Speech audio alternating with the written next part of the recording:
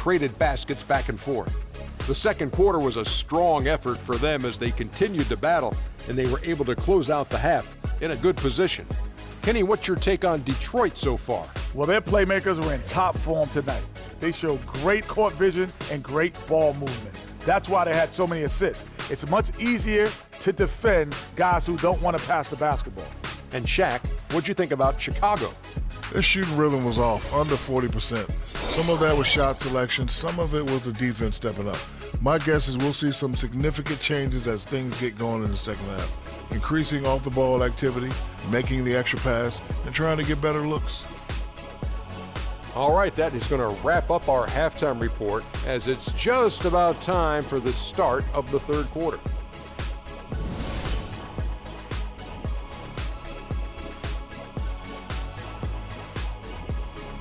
Okay, fans, and now the start of the second half. Neither side jumping out ahead through the first two quarters.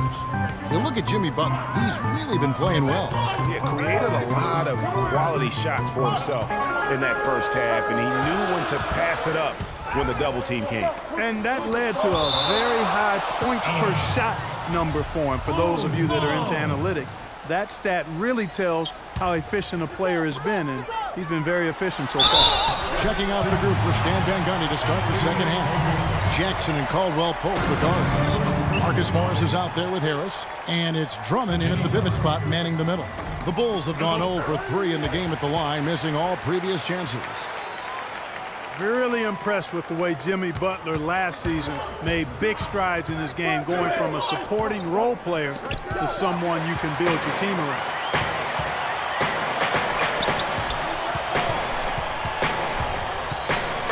Out to the right wing. Outside Rose. Down to 5 on the shot clock.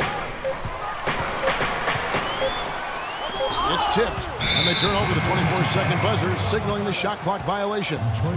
And those are the kinds of mistakes that are magnified when we're talking about a game down the stretch. And Jimmy Butler had the career highs across the board last season, won the Most Improved Player of the Year award, really picking up his production in his fourth season. You know, we had seen the flashes of potential in Butler before. Last season, he sustained great play and really took everything to the next level. The three ball. Jimmy Butler with the rebound. Bulls have gone 1 of 3 since starting the second half. Stolen by Jackson. And here comes Jackson leading the fast break. They get it again. Drummond dishes to Harris. Here's Caldwell Pope. Here's Drummond, and he throws it down hard with one hand.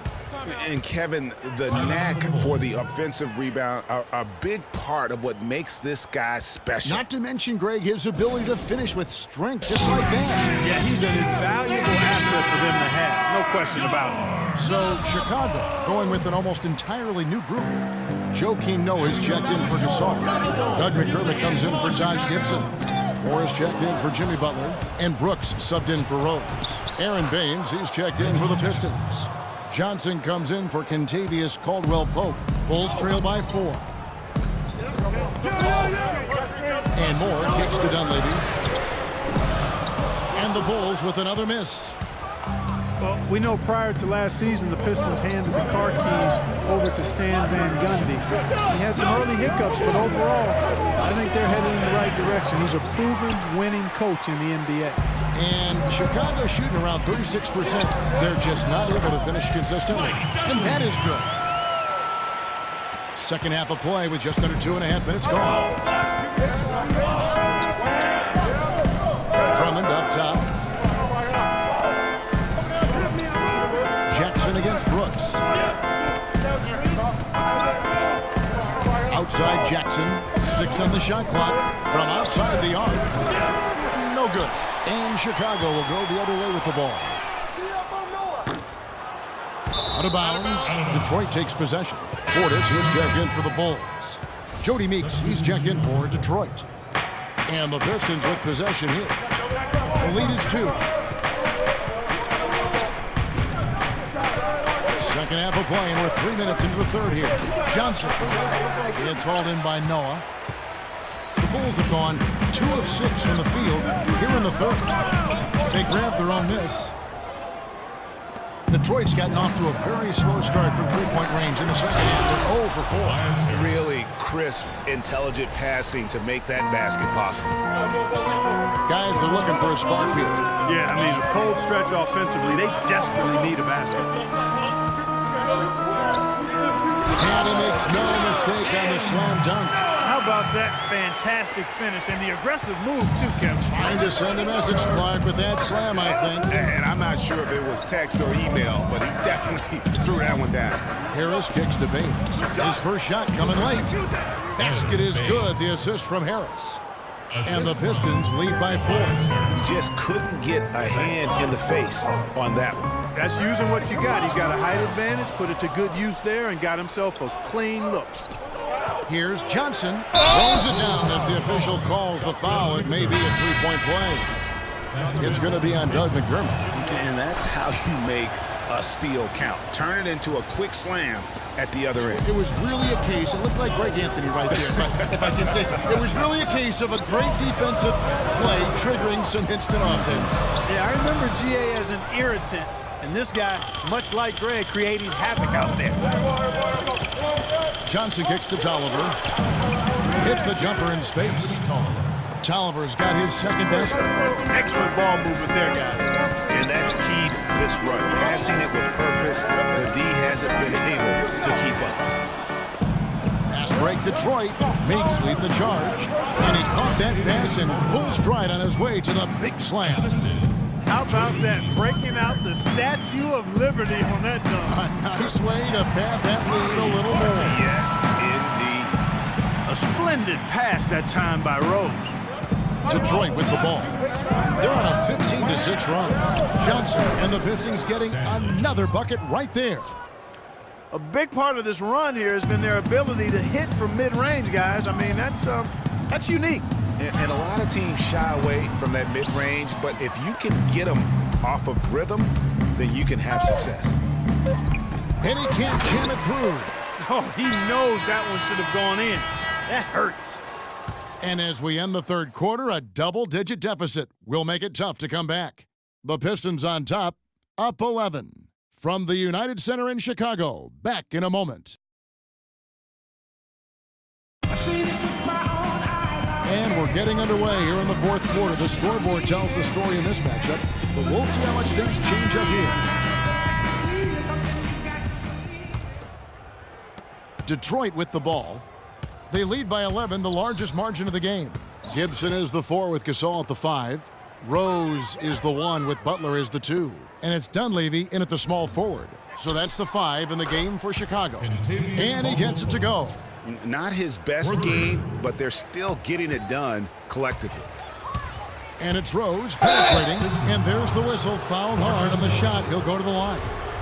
And there was a question of whether or not Derrick Rose would be able to get back to his former self. At times last season, you could see him back in that MVP form. Harris is checked in for Anthony Tolliver.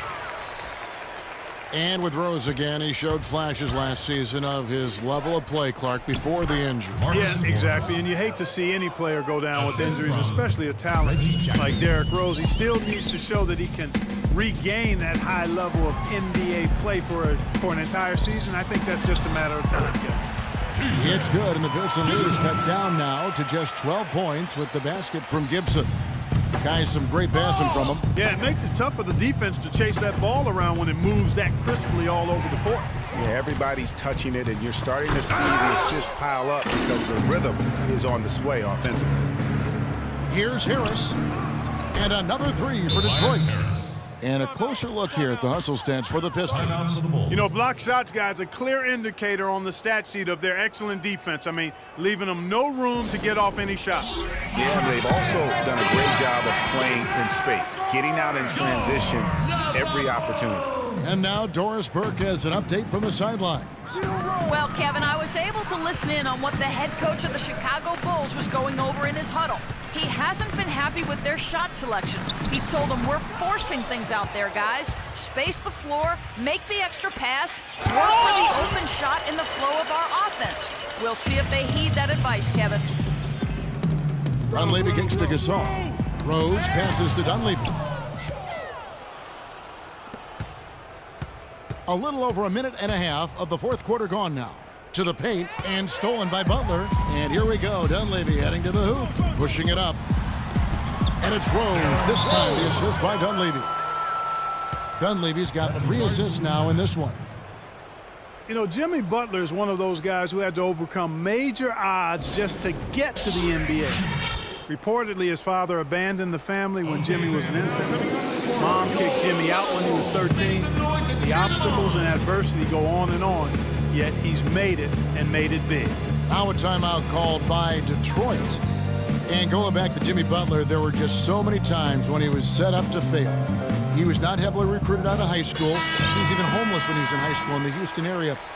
Went to a junior college, then Marquette, now in the NBA. So he played his freshman year at a junior college, which I think humbled him just a bit, but maybe gave him that work ethic that is so much, Greg, a part of his game now. And Kevin, the talent was there, and most of all, as we see how he dealt with adversity, the heart was there. He blocked out the distractions and finally transferred to a major college and worked his way into becoming a first-round pick. Jackson, sweet little floater. Reggie Jackson. And the Pistons lead by 13. Oh, such a field shot there, the floater. Fourth quarter of play, and we're about 2.5 minutes through it right now. Butler from outside. It's good. This time the assist from Rose. 16 points for Jimmy Butler. Rose against Jackson.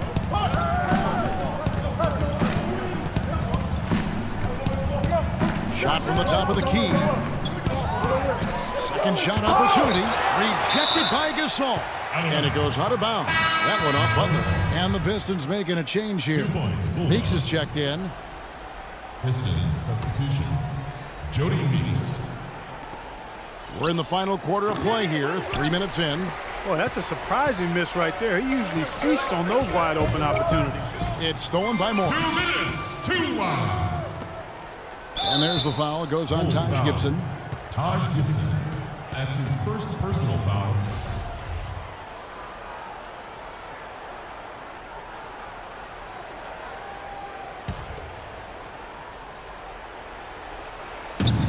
.156 left to play here in the fourth. It has not been an easy quarter for him, at least offensively speaking. Drummond dishes to Jackson. Tries it again. And there's the nice layup by Drummond. And the defense just gets caught standing around that time and giving up the second chance opportunity.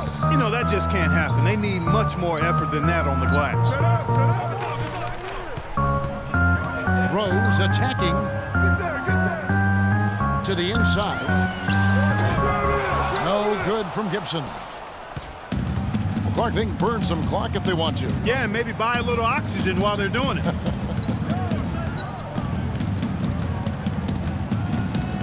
Jackson against Rose. Now here's Jackson. He's tightly guarded. Feeds to Morris. Just 2 to shoot. Offline from the high post. The right thing there to stay that tight on him and really try to keep him out of his comfort zone. And there's no doubt about this one. Playing with a lot of confidence tonight. It's a statement victory for the Pistons. Mark, looking at both these teams, they're great rebounders, and on any given night, you might not know who would have the advantage on the boards. Yeah, but they did a better job tonight. They made the most of the extra rebounds, too. And while it's a team game, you can't win without guys showing up. And that was the case tonight for Reggie Jackson. He just looked like an orchestrator out there. His teammates kept running. Wow, that's a really smooth finish. That's what we and they always love seeing him at the end of those breaks. He makes it look fun and easy. And the highlight reel replay brought to you by Kia. Good stuff on that Kia Slam Cam. Rose. Rebound by the Pistons. Not really sure what he was thinking about on that shot. That is not high IQ basketball. Not at all. I mean, he shouldn't even have considered taking that shot. Just a poor choice there. And so it's the Pistons taking care of business here. They came in here and took care of business like they were the home team. And Kevin, how about the mental toughness?